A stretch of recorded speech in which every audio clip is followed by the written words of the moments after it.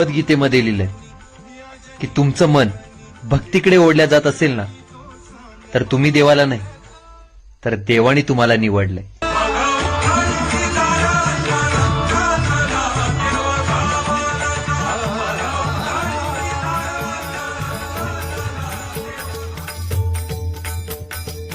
शोधून शिनला जीवा तारे, साध तुलाही पोचल का? दारोदारी हुडकल भारी, थांग तुझा कधी लागल का?